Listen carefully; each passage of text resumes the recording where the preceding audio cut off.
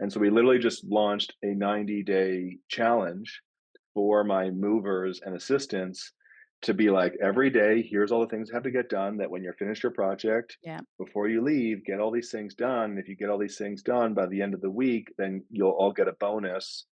And one of the cool ideas we got from, was it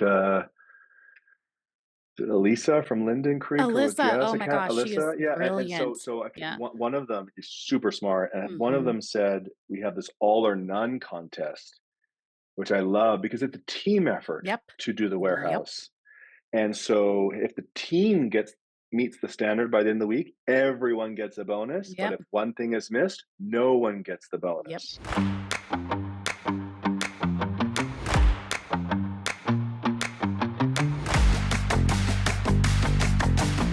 I've got Grant on today, and Grant recently, as in like just at the beginning of this year, from what I understand, purchased DEKORA Staging. So, Grant, what was going through your mind when you decided I'm going to purchase a staging company? So the first thing that was thinking in my mind was, I want to buy a business that my wife Amanda and my partner in business and life, something that she will enjoy. Because our last business, she stopped enjoying it, and even like as it evolved, she liked the sales and marketing piece of it, but not like the whole part. And I wanted her to like the business and the industry that we were getting into. So that was like the first and foremost. I was looking for a business that she would enjoy, because I'm a little bit more flexible in like the stuff I do for business. It doesn't really matter the product or the service. You just Um, love business. I just love business, and but Amanda's like very artist, and she's been fixing our home up constantly for free and doing friends home decor and design for free. She went to school for it, Mhm. and so we had that in our criteria of like, we're looking for businesses in these spaces. And we just were looking for a few months, and we came across a few staging companies, and we just did due diligence on uh, two in depth and four total, like lightly. Mhm.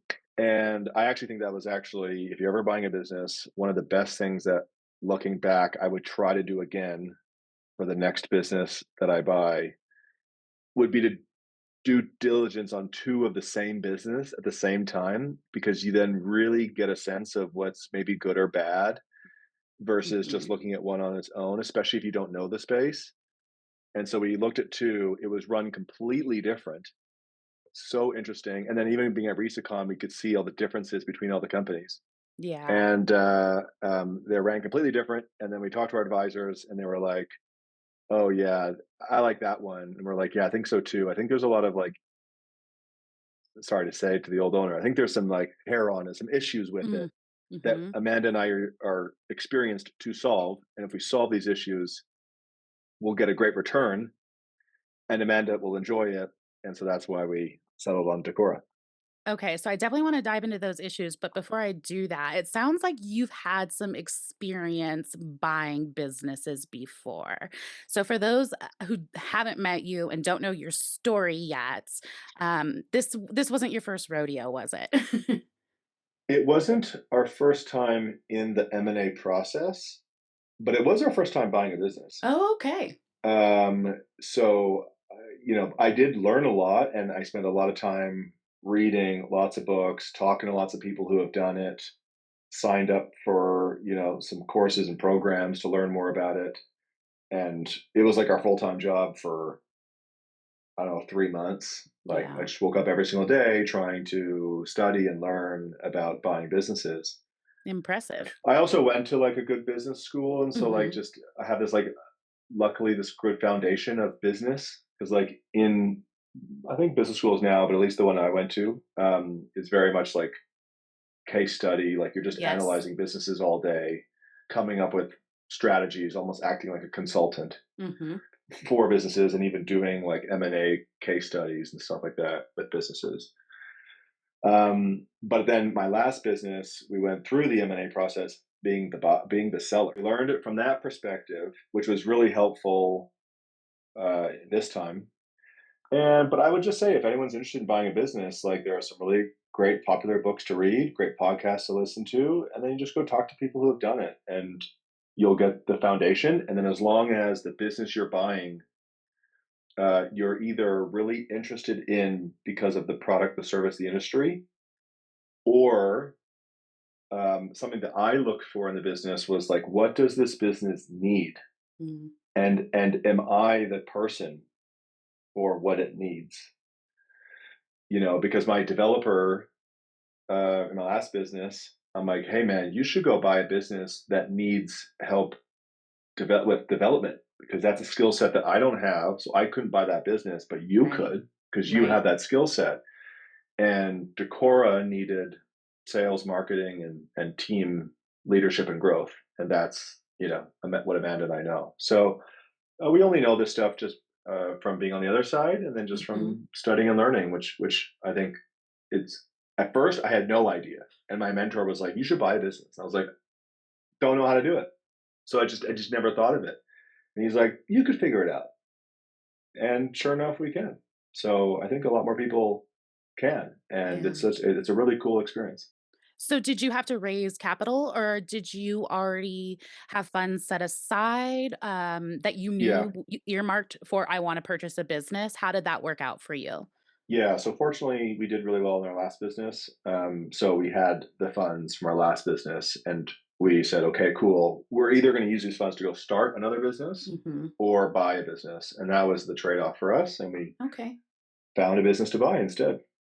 So when you were looking at the different staging companies, having never ran a staging company before, what were you looking for? And did you have like advisors that were from the industry that were helping you with that process?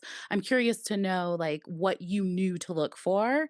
Of course, you knew processes and managing people, but as far as like the actual business of staging, did you have to Mhm. educate yourself on that portion of it?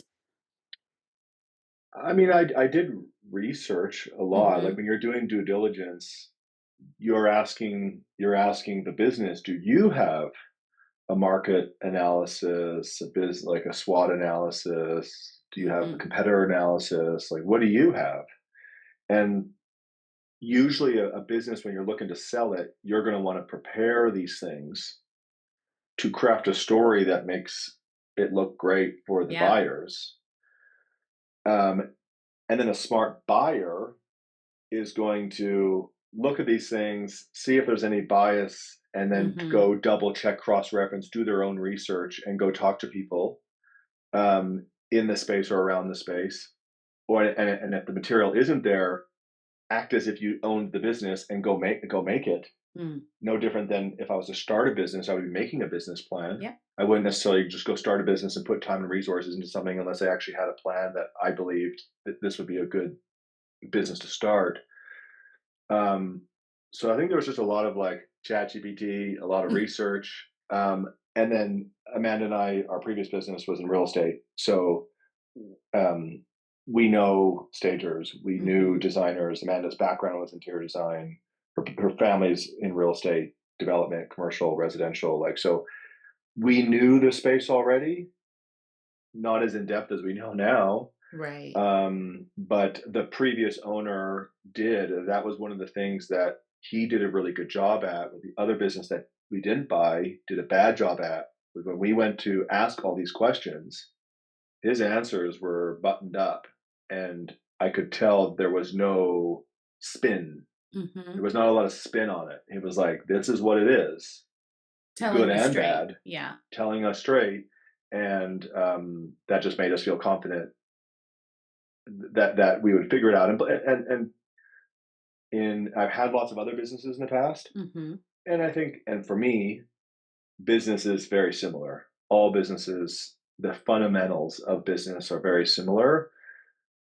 So I just needed to understand if I believed in the future of the business as a basically the industry, Mhm. because with AI and all this technology stuff that I was in, that was my previous industry was tech and software.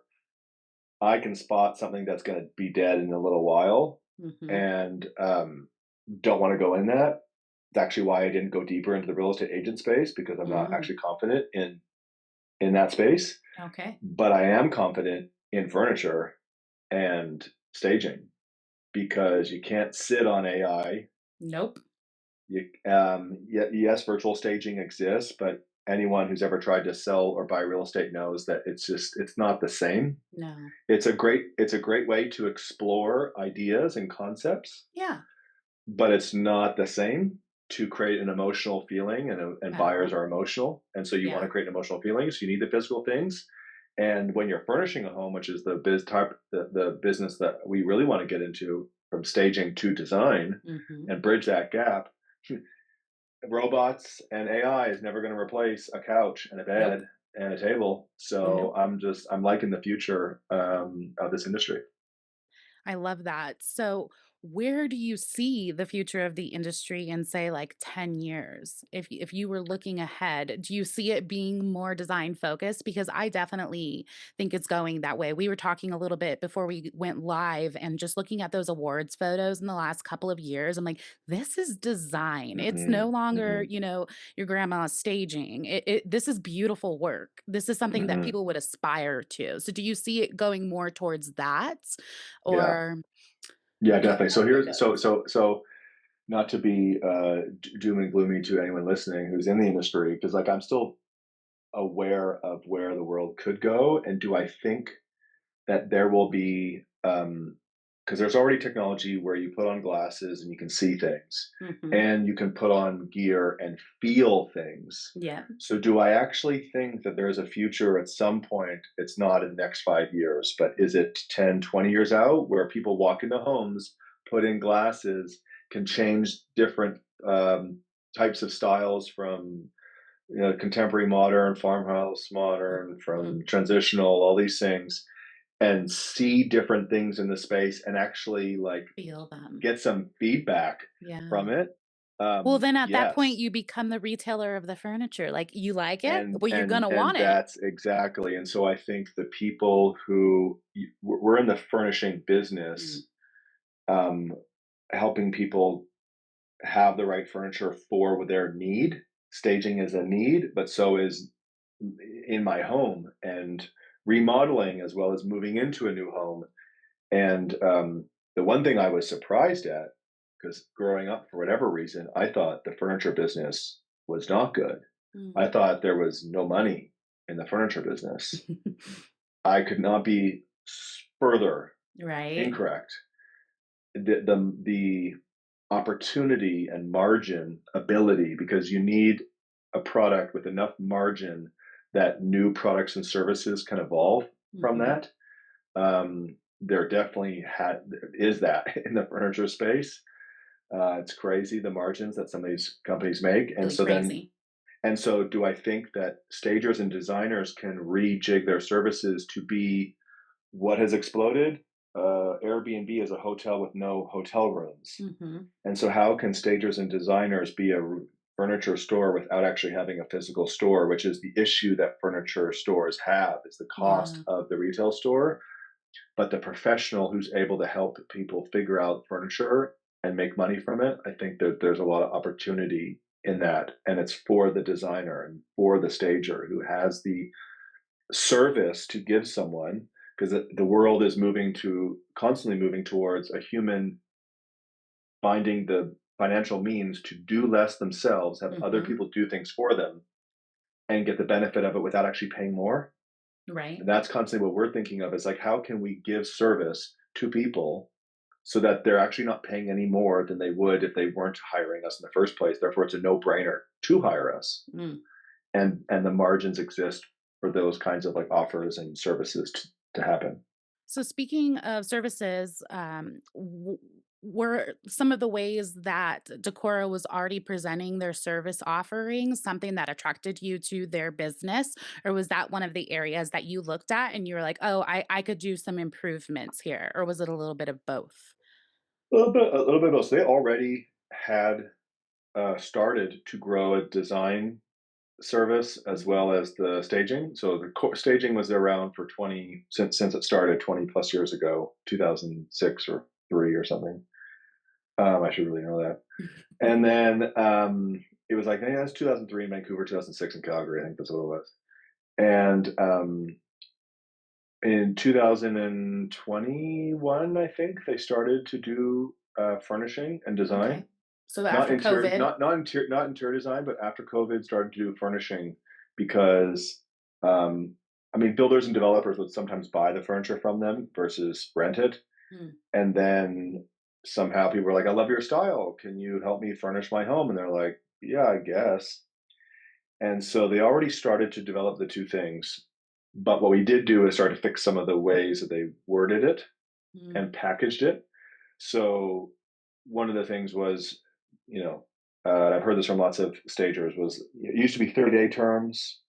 Some people go to 45-day terms. Some people go to 60-day terms, yep.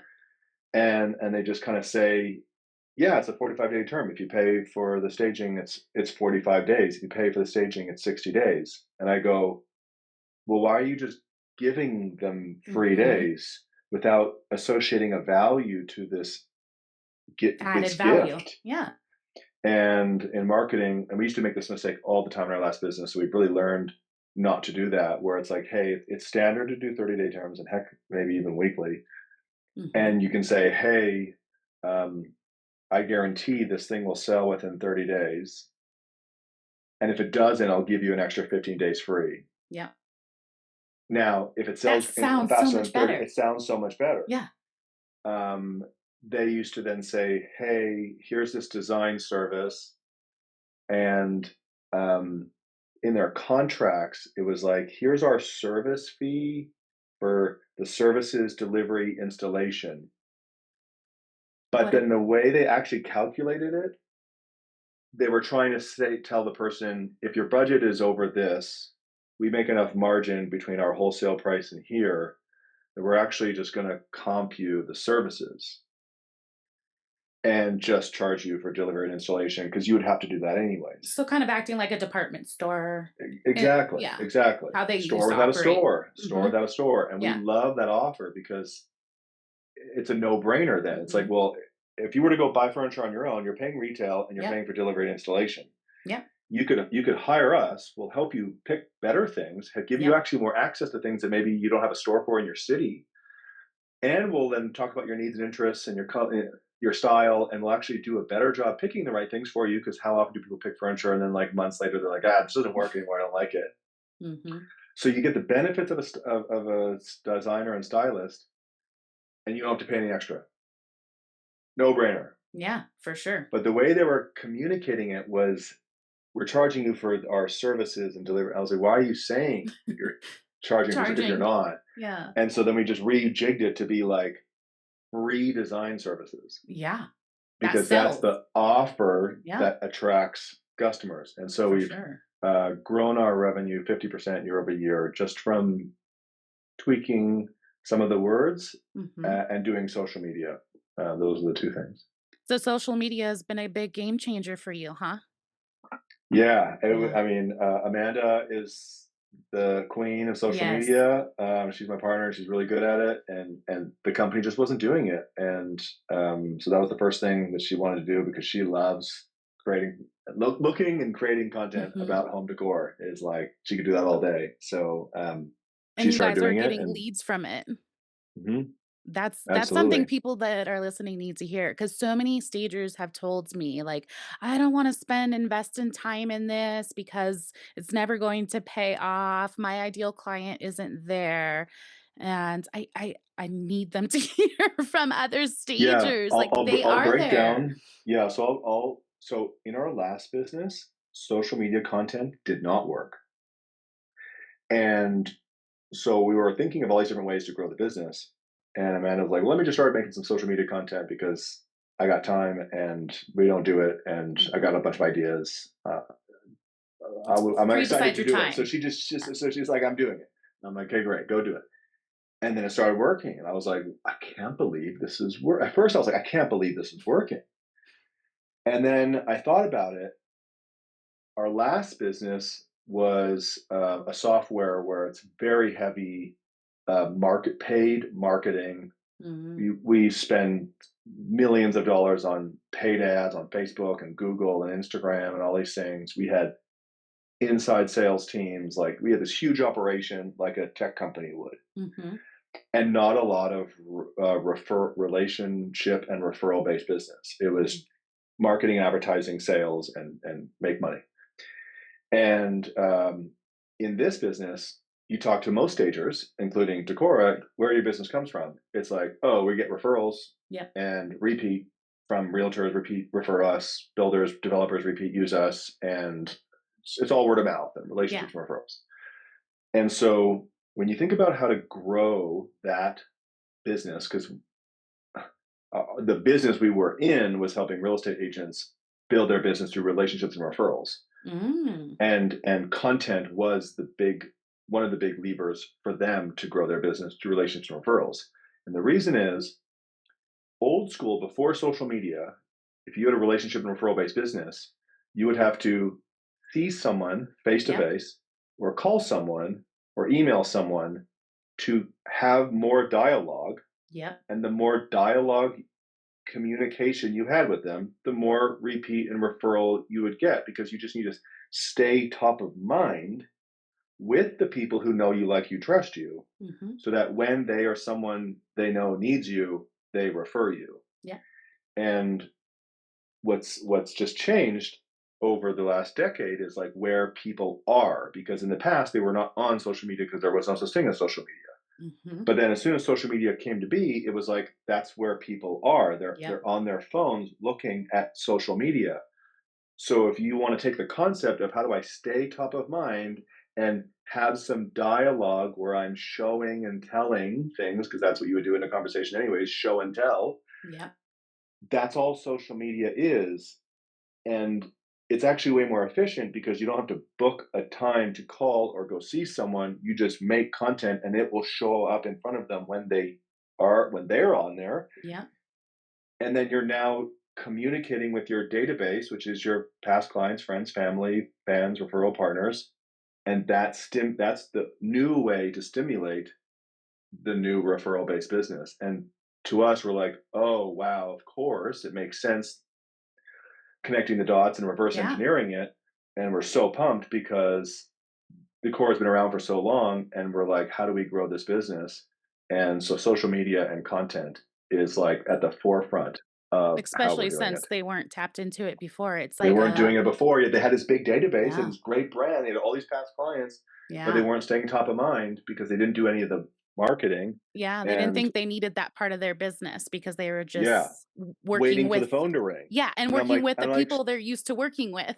sure. Yeah, And the phone will ring, sure. but it will ring a whole lot more if you stay top of mind with content. Yeah, and not to mention now Instagram is the content that you put on Instagram is showing up on Google. So, like, I am a huge Google Alerts fanatic. I'm looking at my Google Alerts like 10 times a day and have them for everything staging and real estate related. And I get so excited now because I'm like, oh, my Instagram friends in the staging community are showing up on Google Alerts now because you guys are using your location and talking about your services, and Google's little spiders are finding them. So, if what Grant said before wasn't enough reason, you wanna be on that first page of Google. So, that's an Yeah, easy way to get like there. we're making it like I'm literally attending a meeting today to like finalize our next plan for sales and marketing growth. And to like I'm trying to double the business year over year. And I believe that it's going to be email and social media and signs and houses. Those three things, if Yeah. we do them really great, it's going to work. So, let's talk about managing a team. So, I know that's something that you have a lot of passion for and experience about. What's the size of DEKORA? How many employees were there when you bought it, and how many are there now? So when we bought it, there was, I think, 8 full-time people and then 4 part-time. Okay. And one of the changes we did make, because they were unprofitable, they were spending too much.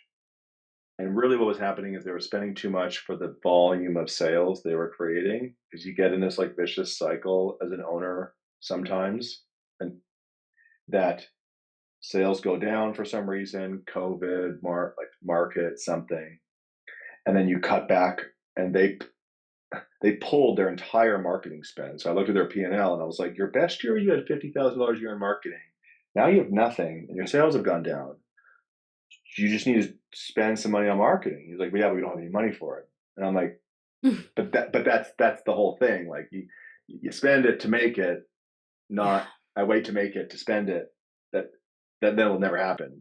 You're gonna be in this cycle for a long Right, like, time. but Yeah. I understand that because when Yeah. you're in that moment, you're like, "I don't have any money. How am I gonna do marketing?"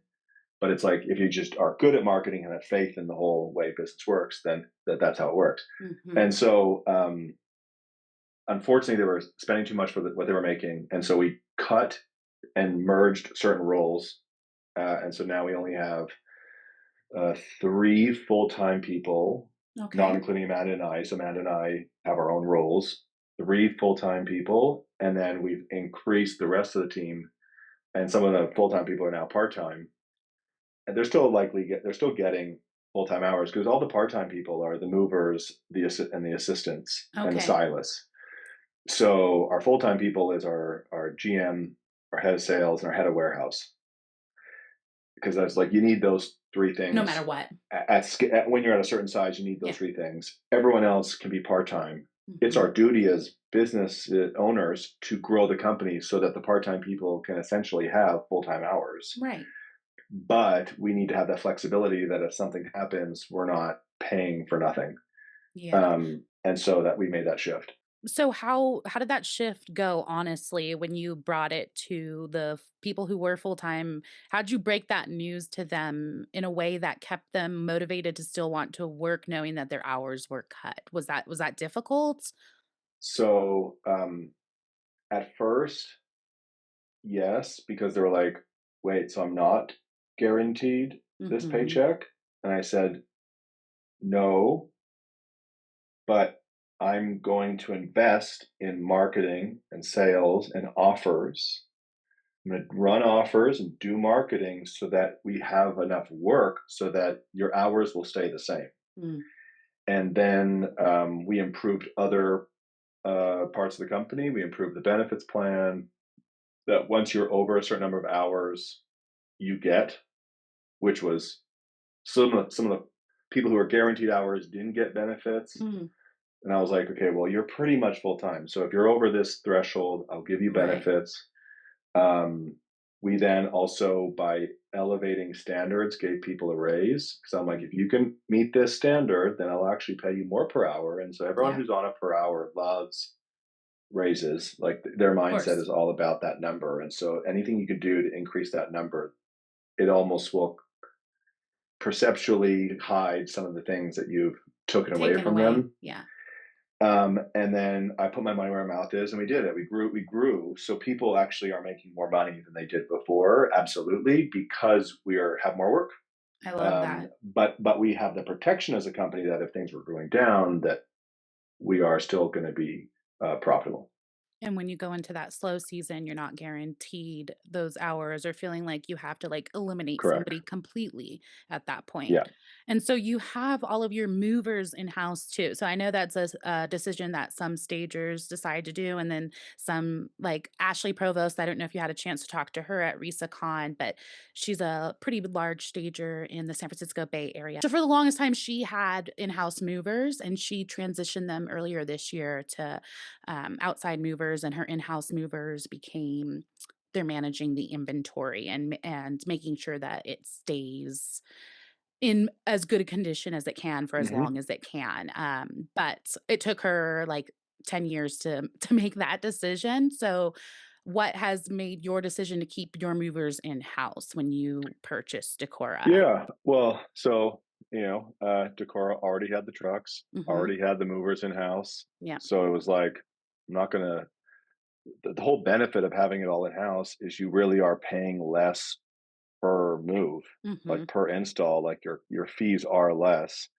The only reason why we would switch back is if we were so short that I couldn't keep anyone part-time on Yeah. call because they're like, you don't give me enough work, so I really need to revert to contracted companies who you can give them as much or as little hours, they don't really care because they're making more money per hour.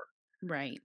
So as long as our production's going up, which it is, then I'm keeping the system the way it is because it is so great. Everyone should have a goal to have your own trucks. It's assets that bring the value up in your company. Mm, It's you have your own movers in house. It lowers your cost per move, therefore increases your profit margin on staging projects, which is the holy grail number you're trying to. You're one of the most important metrics is that gross profit margin. yeah. You're trying to get that up as high as possible. So having them in house will do that. And now we literally just launched a challenge because one of the great ideas we got from Resicon was people would bring like our team before because the state of the warehouse like didn't want anyone in the warehouse. They didn't want clients. They didn't want partners. They didn't want anyone there. Yeah. And then we heard from a sales and marketing lead generation perspective, it actually, if you have a great Benefits you to bring warehouse, them in, give it them the benefits you tour, to show bring them your all your prospects. overhead. Yeah. Exactly. Yeah. Yeah. And so I was like, yeah, we need to. And Yeah. so we need to get our warehouse in tip top shape. And who's doing that? And they were like, well, we kind of try to do it. I was like, okay, well, we need to do it. And so Mhm. I'll give more hours to people Yeah. to execute this checklist. Sweet. And so we literally just launched a 90-day challenge for my movers and assistants to be like, every day, here's all the things that have to get done. That when you're finished your project, Yeah. before you leave, get all these things done. If you get all these things done by the end of the week, then you'll all get a bonus. And one of the cool ideas we got from, was it Elisa from Linden Creek, or was Alyssa, oh my Jessica? gosh, she is Alyssa, yeah. And so, brilliant. so okay, Yeah. one of them is super smart, and one of Mhm. them said we have this all or none contest, which I love because it's a team effort Yep. to do the Yep. warehouse. And so, if the team gets meets the standard by the end of the week, everyone gets a bonus. But if Yep. one thing is missed, no one gets the Yep. bonus. I And love that. so she gave us that idea, and we're like, "Sweet, we're going to go run with that." And every 90 days, we'll have like a new focus and Mhm. theme because I know that after 90 days, a new habit will be formed. For And so I sure. likely don't need to re incentivize that. Yeah, I love that. So my So yeah, we're previous just getting career, started we on it. we did something like that in my previous career, and we would actually draw like a thermometer and make people fill it in too, because it gave them like the visual representation. Because sometimes at the end of that 30 days, people start, slowing down or whatever. Hmm. I love the idea though of making it so that the entire team gets to reap the benefits. That's cool. And you guys should Hmm. host like I a couple years ago, Tracy Melindy, she taught a class at Resicon, and she would use her warehouse and her office to bring the realtors in there and teach them a class on how to present staging to their clients. But she said she on purpose did it in her warehouse because she Hmm. wanted them to realize like this is a legit operation. And you have experience working with realtors from your previous career. Do you find that they don't really understand the legitimacy of a staging business? Is that Crazy. accurate? I'm shocked. I mean, like Yeah. we worked with like no, I mean we worked with new agents and really experienced agents in the last business. But our business was in marketing and coaching on how Mhm. to build a business, and so like we kind of we taught like include this in your listing Yeah. presentations, and then here's how to talk about stage. So we almost didn't double check that they really understood it because it was just part of like do this, Yeah. and it wasn't a big part, but it was do this, and Yeah. now like one of my friends I play tennis with, he's a realtor, and I'm like, hey, who do you use for staging? And he's like, oh, I don't stage. I was like, Kills what? me. Kills And I me. was like, what? He's like, no, I just think it's not worth it. I was like, Right? walk me through that logic because like you want things to sell faster and for more money. So does the homeowner. It's like undeniably proven. And he's like, well, I don't want to pay for it. I'm like, why do you think you have to pay for it? He's like, Right? I don't have to pay for it. I'm like, oh. And so he was like, that was like he didn't know. And then he was like, well, I think, it's for like luxury homes. So many people.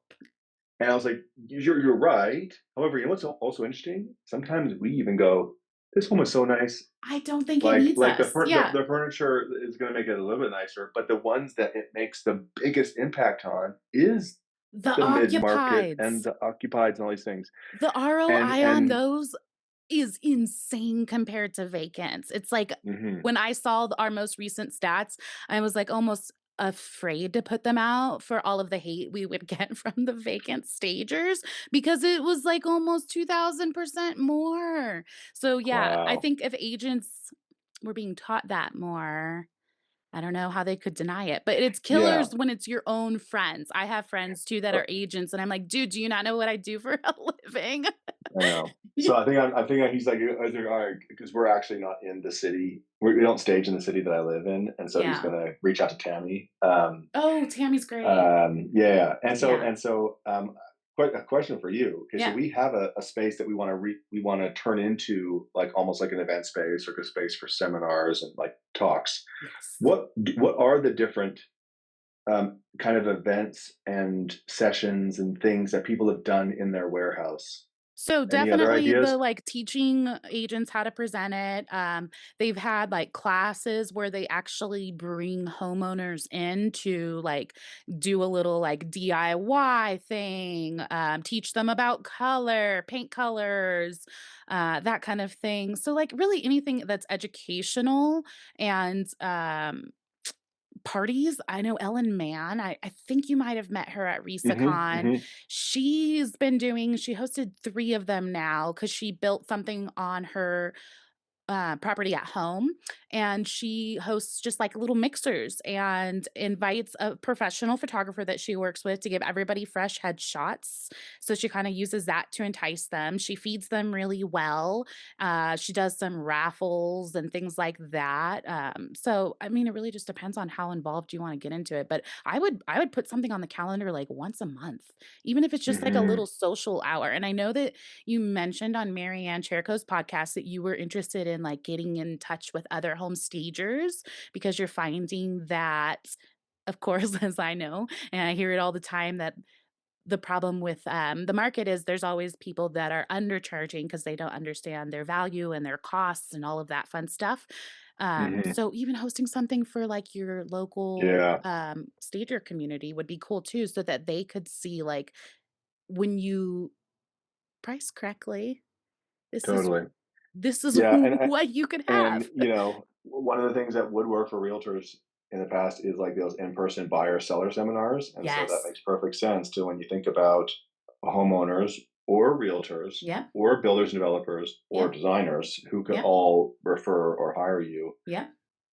Just put it out there, like, even Come up with topics that you know yeah. that they want, and then just say, hey, food and drink, and we'll teach this thing. You That's a could good idea. even just say put it out to your local, agents, like, if you guys need a place to host these things, we don't even have to be the Hmm. one teaching it because, they're always looking for a space, whether it's at a library Hmm. or wherever, if they don't wanna host it in their office Mm. because they wanna invite other people, just offering your place as a Ooh, venue, yeah. that alone, I mean, you're the hero at that point. Like, "Come and use my Yeah, space, because it's you free." actually, it's something that we keep thinking about is like, what is the offer that allows us to reach out to more agents Yeah, to build a relationship with them that they go, I need that, I there want you that, go. thank you. So I like that. That's good. Yeah. You can even, put some of your sofas up and make it cute, like an Hmm. Instagrammable moment if you wanna, like, go even further for it. Yep. Oh, Amanda will But be all into that. oh, I know. So you mentioned that you don't live in the city that DEKORA is in, and I think you live, like, 8 hours away is from what I understand. How's Yeah. that working for you? Obviously, you're not there every day. I'm actually in Calgary right now at Decora's office, Okay. like doing some growth, implementing some like growth initiatives. But it was like when we first bought the company, um, we took it over January 1st. Mhm. One of the best things also that went through this process that I would try to do, because apparently it's not normal, we actually had officially closed on the deal December 15th. And Okay. so I asked the owner, I was like, can Yeah. I just come to Calgary now and like meet Yeah. the team and just start preparing for takeover, Mhm. which was so beneficial for us to be more cost effective from day one and more efficient. We actually had rebuilt the entire technological infrastructure Mm.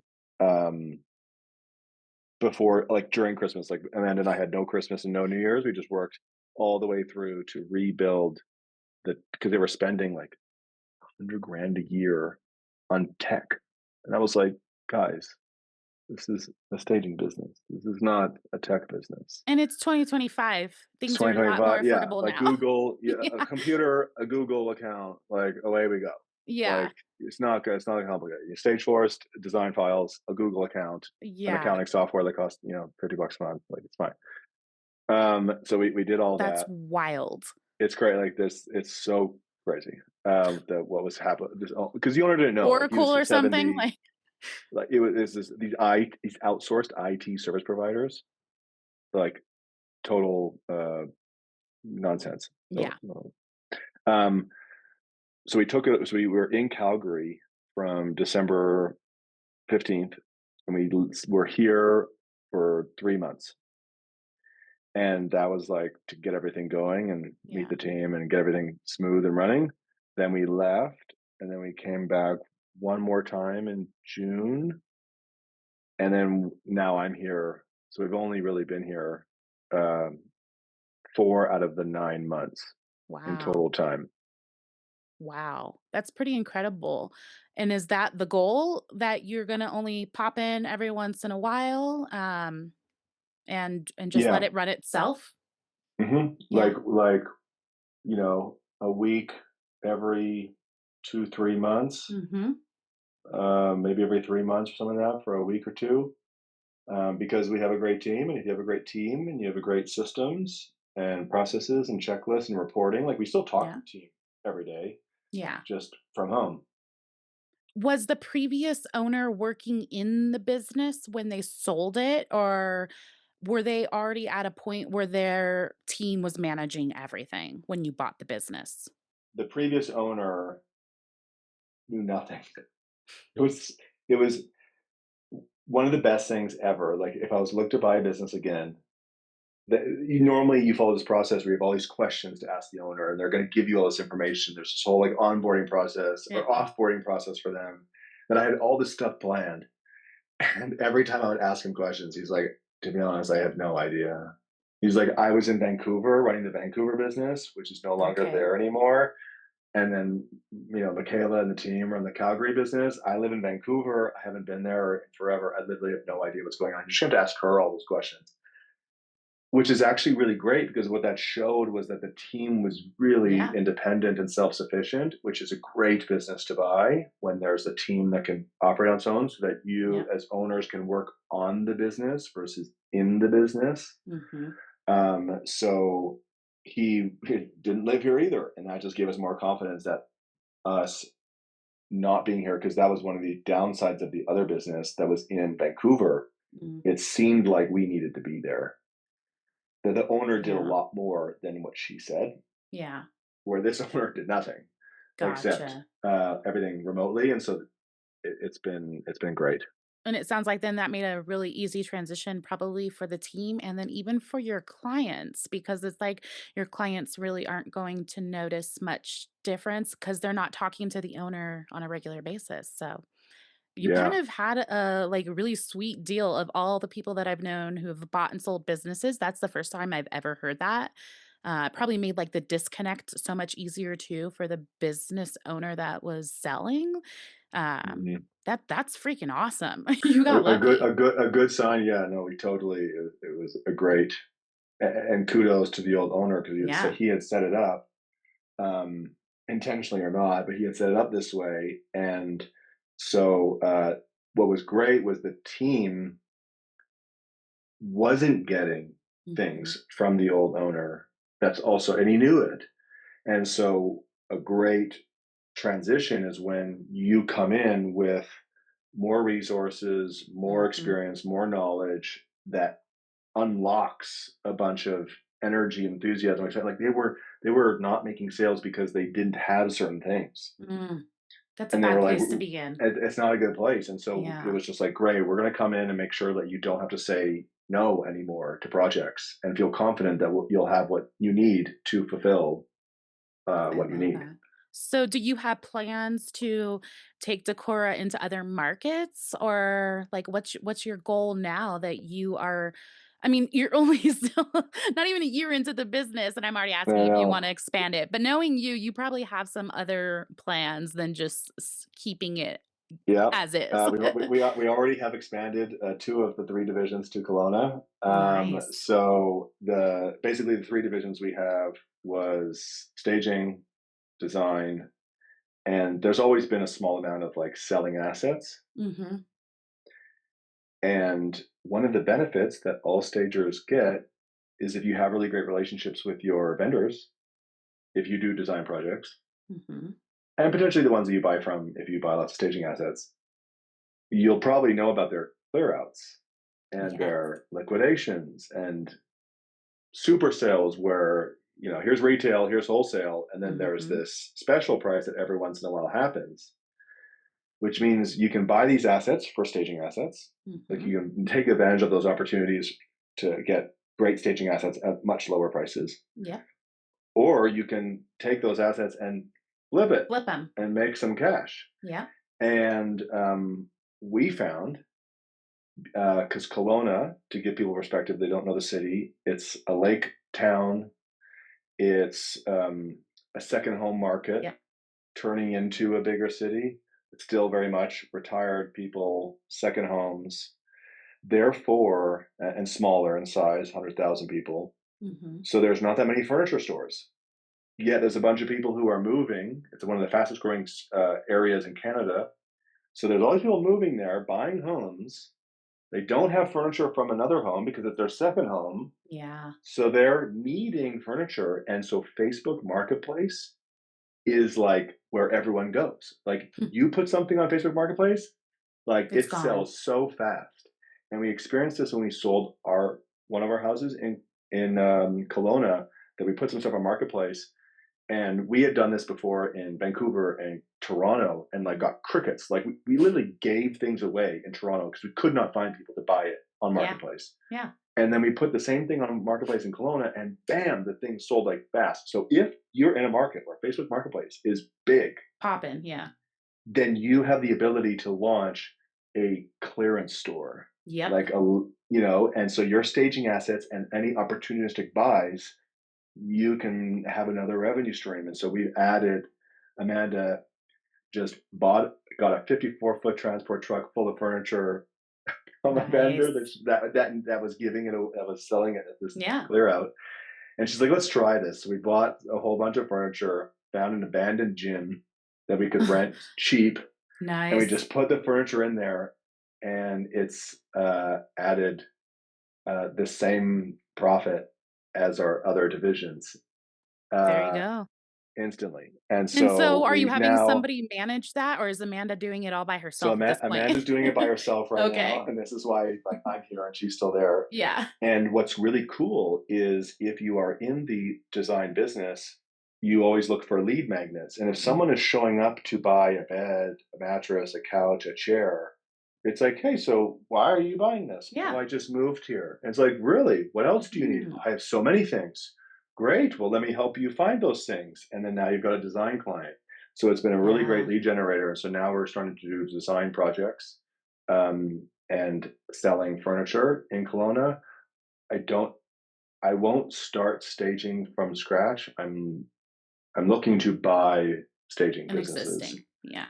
That will be the next move, is to buy staging businesses in the markets we want to go to.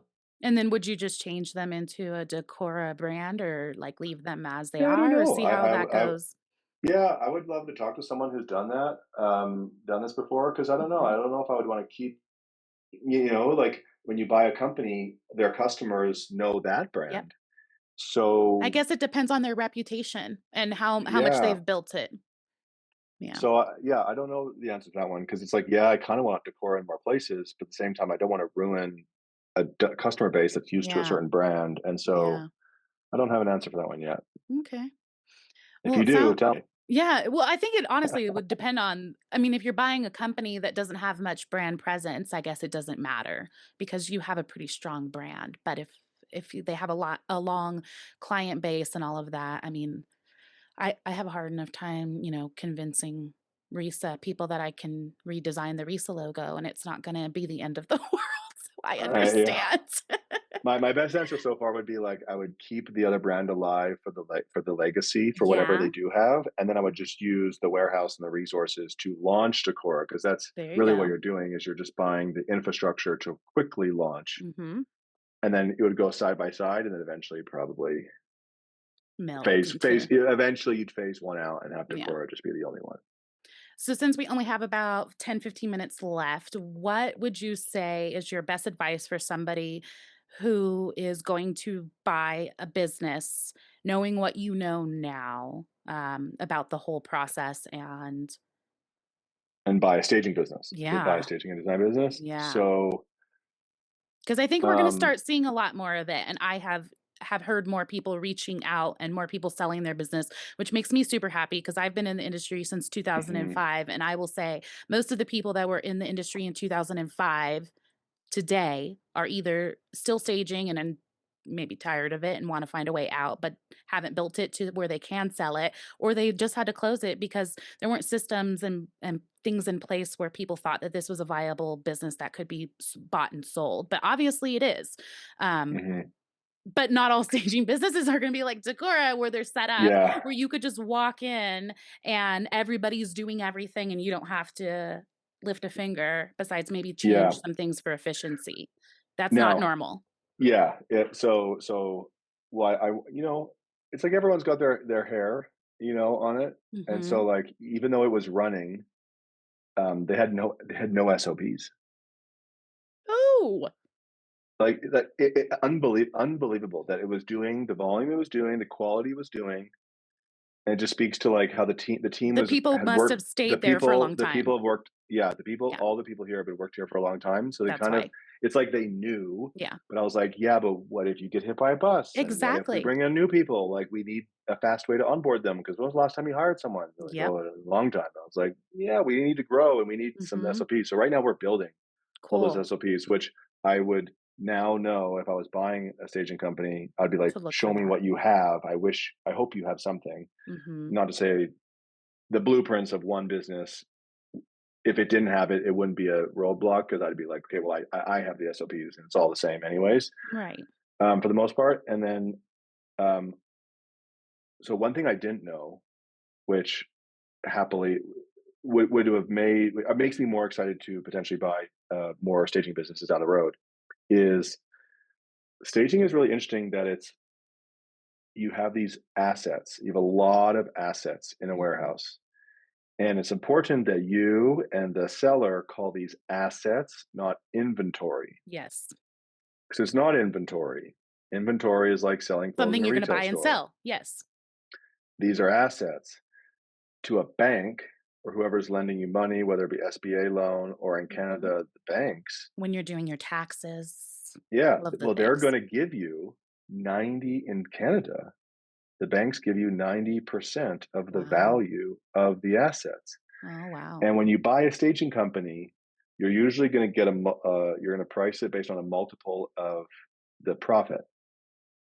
And you well, for us at least, you can't separate the assets and say you have to buy that separately. It's No. like, well, no, that is the bit. That's the See, business. it's the business. But the great thing about that for the seller to be able to exit, because let's be real, majority of businesses don't exit anyways. No. So the fact that you have an easier way to exit your business is just a great thing for anyone being in the industry Mhm. because the value of your assets will will likely be the same or a greater than the value of your company, Yeah.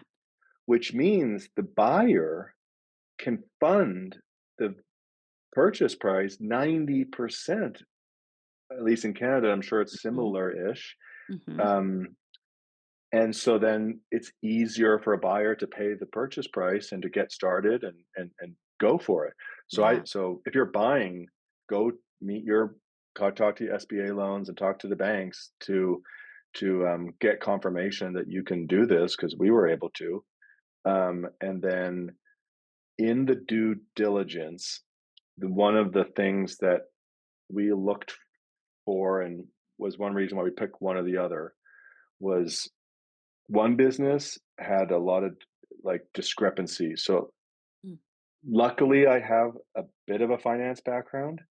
Not to say that I'm not an accountant. I Right. didn't, I was an investment banker, but I studied a little bit at school and then I've had businesses. So you kind of get to know finances just by having businesses. Yep. And you need to, and so I went to go talk to my friends who are accountants. They're like, you could hire us to do due diligence, the financial due diligence. They're like, it's going to cost us much money, which is kind of a big percentage in Of what you comparison to had. of the purchase price. Hmm. And so I was like, nah, I'm just literally gonna talk to ChatGPT and get some templates on the internet and go do it. And one of the big things is looking for discrepancies. And there were discrepancies in the reporting in one business, and one business had clean reporting. Like Mm. DEKORA had really clean numbers. Kudos to the owner. He ran a tight ship and everything lined up from his tax returns to his P&Ls to cash versus gap and all these different things. And so That's you impressive. look for keeping it clean because that gives you confidence in what it really is. Hmm. Whereas the other business, the owner was trying to add back a lot of things onto it, which I get. Hmm. But if you don't have a really crystal clear way of demonstrating why that is, then the buyer is gonna doubt it. Yeah. So the seller needs to make any add backs like really clear why this is a real add back versus not. And Hmm. then the so I looked for those discrepancies, and then the owner of this other business had mixed her staging business with her husband's Yeah. machining business. Hmm. And so then it was just, again, it was just A so mess. hard to know. It was a mess. And as much as we liked it about for a bunch of reasons, it was just messy. And know that it's messier than how like DEKORA Of had more course. mess, like than we even knew, Yeah. but it was still great going into it. So know that it's probably worse than even what you think, Of course. but as long as it's still good enough and you have the skills to solve the issues, then go for it.